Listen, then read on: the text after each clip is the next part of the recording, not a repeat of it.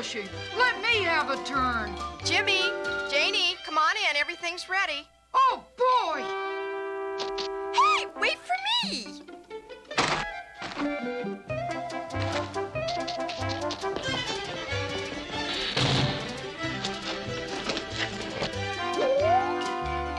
Wow! Turkey and pumpkin pie! And cranberries and sweet potatoes. Ooh, yummy! Let's eat! Haven't we forgotten something, children? Yes, Dad. We wish to give thanks for all the wonderful things we're fortunate to have on this day of Thanksgiving, and to pray for all the others in the world who are less fortunate than we. What are they doing, Dad? Well, son, they're celebrating the holiday of Thanksgiving and offering a prayer of thanks. And afterwards, they'll all enjoy a fabulous feast. You mean like Mom's fixing for us? That's right, son. I sure like Thanksgiving. It's a great holiday. It sure is. But I'll bet you didn't know if it hadn't been for your great-great-great-grandfather, Jeremy Squirrel, there never would have been a Thanksgiving. Really? Gosh, tell me about it, Dad. What did he do? Well, it all started way back in the year 1620. That's when 102 pilgrims set sail from England on the good ship Mayflower to find religious freedom in the New World. It was a stormy and perilous journey that was to last 65 days. There were some who thought they might not make it. But they did make it to the New World, and on December 21st, 1620, the Mayflower anchored in Plymouth Bay, and the pilgrims stepped ashore on Plymouth Rock. And that's when they celebrated Thanksgiving? No, son, that wasn't to come until next autumn. You see, that first year was a difficult one for the pilgrims. They had to face a terrible winter as they tried to build a new home in the hostile wilderness without much more than hard work, perseverance, and courage to do it with. But the weather worsened, and they were plagued by lack of food and sickness. Before the winter was over, they had lost half their number, and it looked like the colony would fail. Gosh, that must have been pretty awful. It sure was. But with the coming of spring, unexpected help arrived at the Pilgrim settlement. For out of the forest came friendly Indians, who up until then the Pilgrims had been afraid of. Well, with the Indians showing them how, the Pilgrims learned to hunt and fish, and plant corn and pumpkins and beans, and by summer's end, they had reaped a bountiful harvest. That autumn, they made plans for a huge feast, the first Thanksgiving. Well, what about Jeremy? I'm getting to him now. Jeremy lived in a tall pine tree in the forest, not too far from the settlement, and he was getting ready for a feast of his own. That one's ripe. Yes, who's this one? That one's not ready yet. Johnny Cooke. Now, where is that boy? I hope he didn't go into the forest again. Gotcha, pumpkin. Oh, there you are, Johnny Cooke. Where have you been? Hunting for wild animals, Mother. Well, supper will be on soon. Don't you wander off too far. I won't.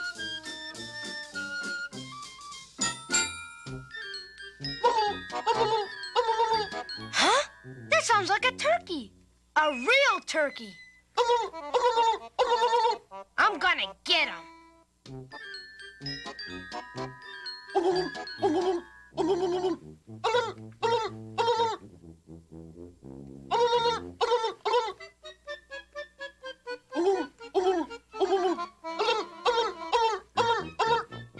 Gotcha!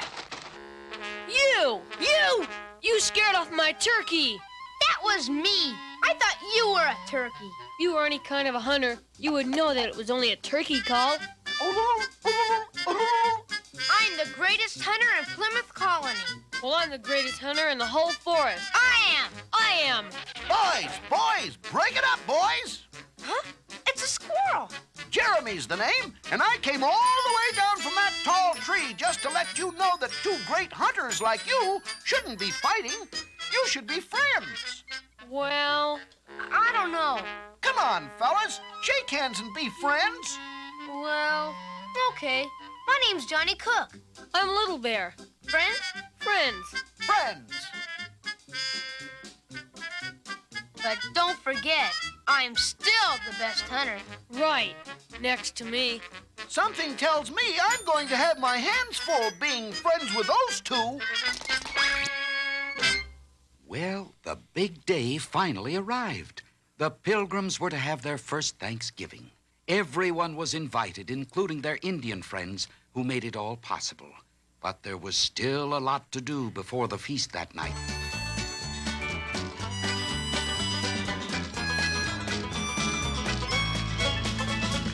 Everyone is busy doing things like starting chicken stewing, making pies and coffee brewing on Thanksgiving Day. Mama has the turkey roasting, Nellie started chestnuts toasting, all Paul does is stand there boasting about Thanksgiving Day.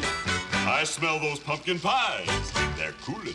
I'm drooling. That pretty leg of lamb, she's basting. I'm tasting. Mrs. Morley keeps on guessing what she's putting in the dressing. What she's putting gets my blessing on Thanksgiving Day.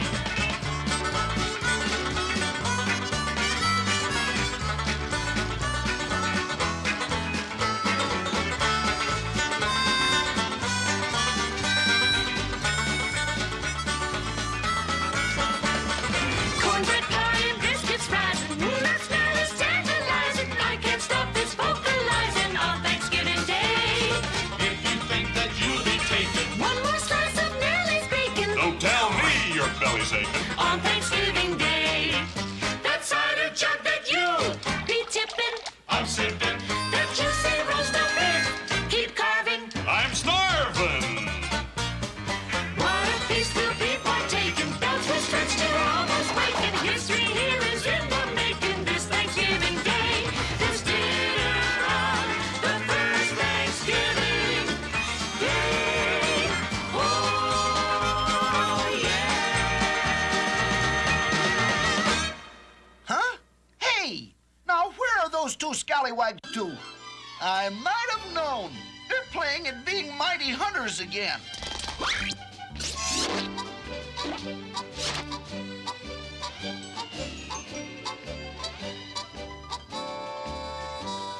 Those two Timberwolves won't get away from us.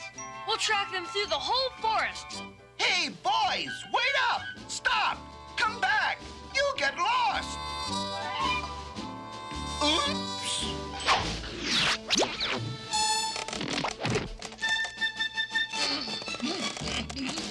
Oh, my gosh! What a time to get stuck in a log! Hey! Hey, fellers! Wait! Come back! You'll get lost! Johnny! Little Bear! Gosh, then what happened, Dad? Well, nobody noticed that Little Bear and Johnny were missing until it was time to sit down to the first Thanksgiving dinner they all had worked so hard for. It was then that they discovered the boys were gone. When they found their tracks leading into the dark forest, a great fear befell them all. Don't worry, Mary. We'll find the boys. But the woods are full of wild animals. And so Thanksgiving was all but forgotten, for the only thing on everyone's mind was to find Johnny and Little Bear before it was too late.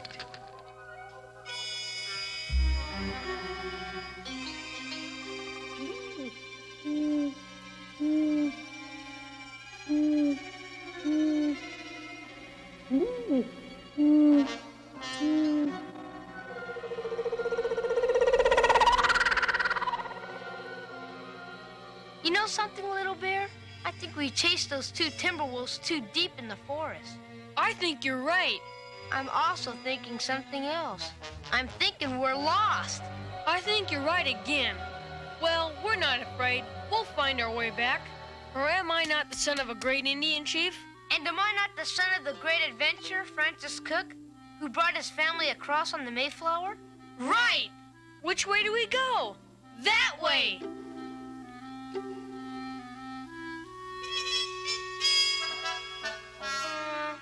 Let's go that way.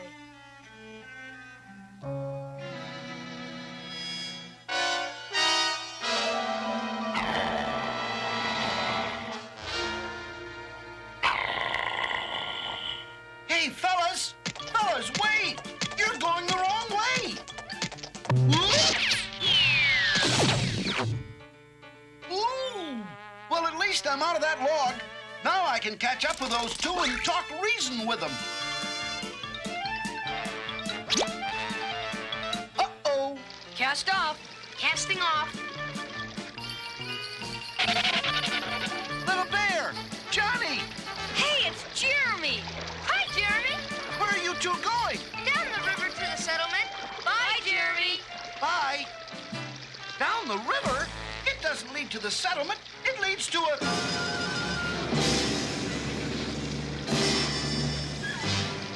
A waterfall. Where did that come from? I don't know, but we gotta turn back. Hey, something's wrong. We don't seem to be going the right way. Hang on. I'll save you. I'll save you.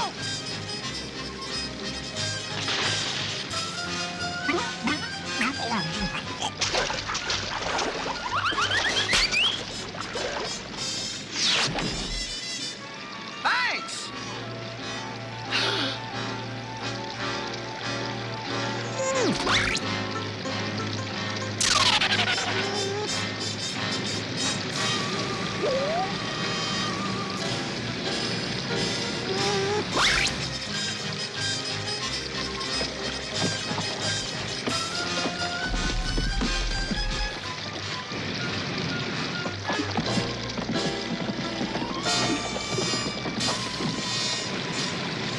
Grab hold!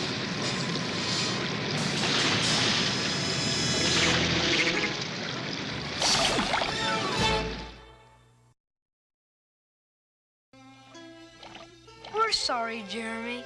Really, we are. You ought to be. Just look at my tail. It's ruined. Because of you two, I almost ended up in that big acorn tree in the sky. But we were only playing. We never thought... That's just the trouble. You should stop and think for a moment. Listen to your elders. You might learn something. I guess you're right, Jeremy. We really have learned our lesson this time. Well, now that that's settled, the next thing to do is find our way back to the settlement. But first, I better get my bearings straight.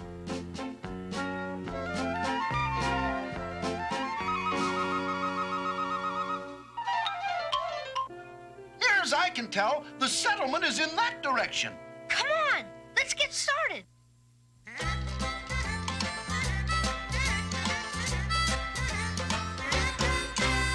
Let's take the shortest road home. I can hardly wait to get home. Home is where my supper is. Home is where I sleep. Home is where I have a room for all the junk I keep. Let's take the shortest road home. I can hardly wait to get home. Home is where my sister is and my mom and dad. When I'm home, I'm always glad.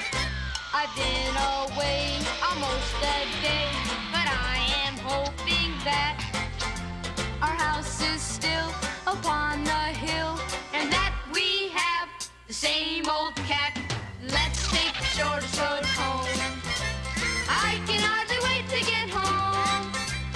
Home is more than just a house with blue skies up above.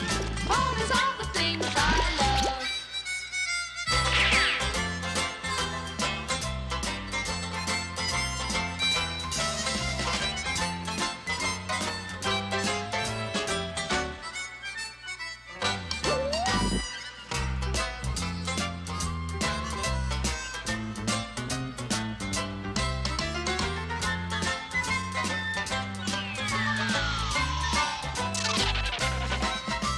I've been away almost a day, but I am hoping that our house is still upon the hill and that we have the same old cat. Let's take the shortest road home. I can hardly wait to get home. Home is more than just a house with blue skies up above. Home is all the things I love.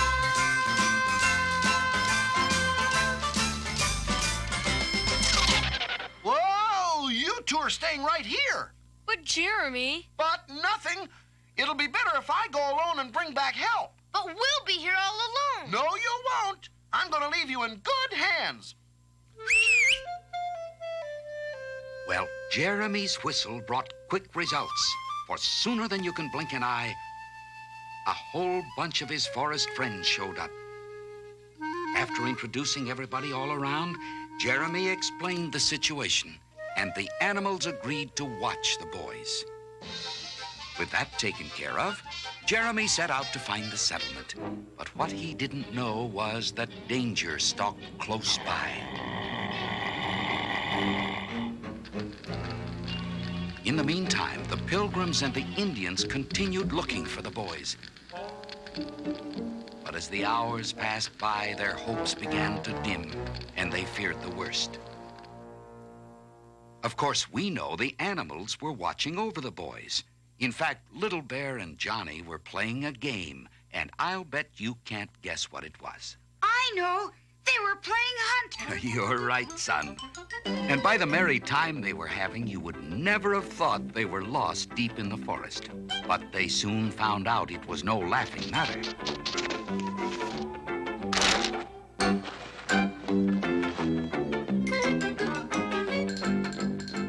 Gotcha!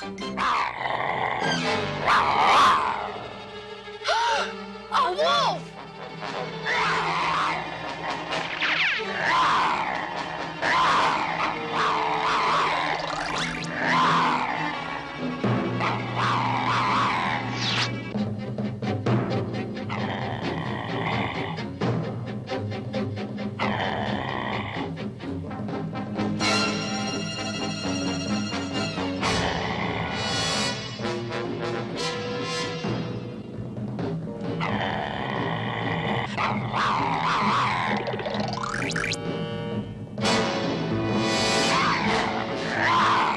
It's up to us. We've got to help them.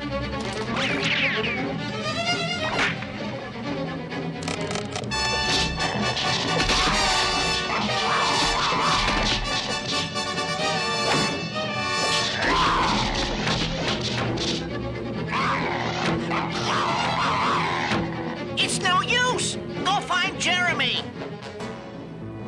Well, while the wolf was slowly closing in on the boys, the sparrow was flying as fast as he could to find Jeremy, who by this time had run into the search party and was just telling them the boys were safe.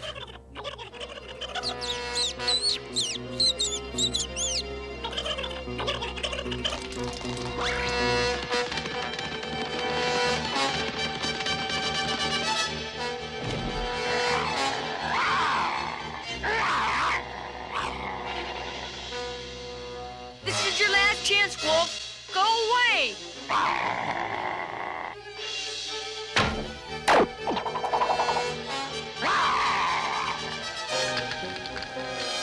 No, might hurt boys. That's it.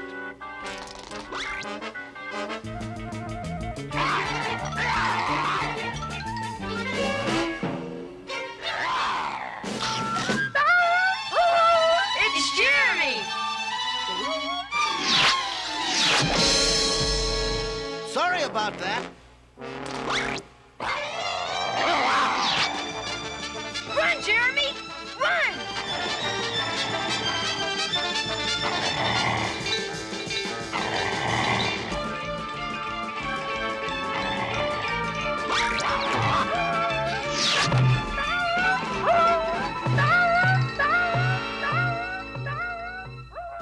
What do you know about that? Jeremy got rid of the wolf! Well, the rest is history.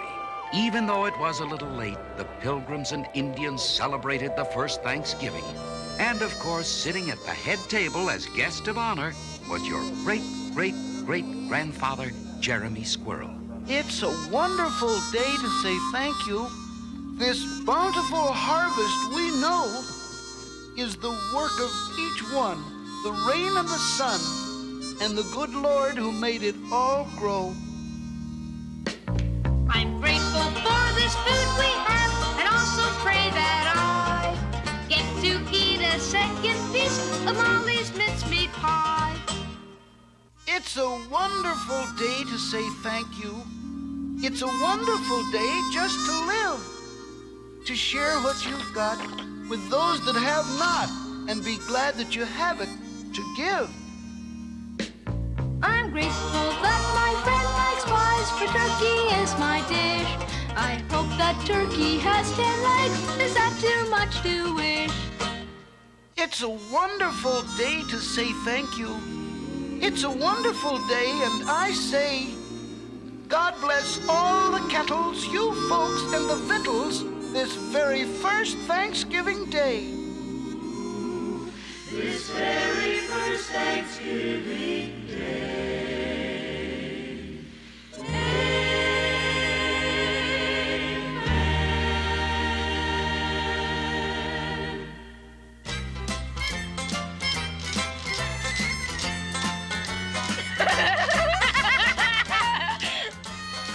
For if it hadn't been for him, there never would have been a Thanksgiving. Gee, Dad, that sure was a great story. Come on, you two. It's time for our Thanksgiving dinner. Oh, boy, I can hardly wait. White nut meat or dark nut meat? A little of both.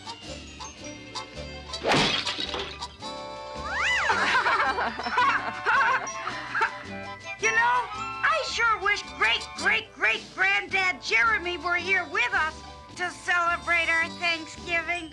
I'm sure he would have liked to have been.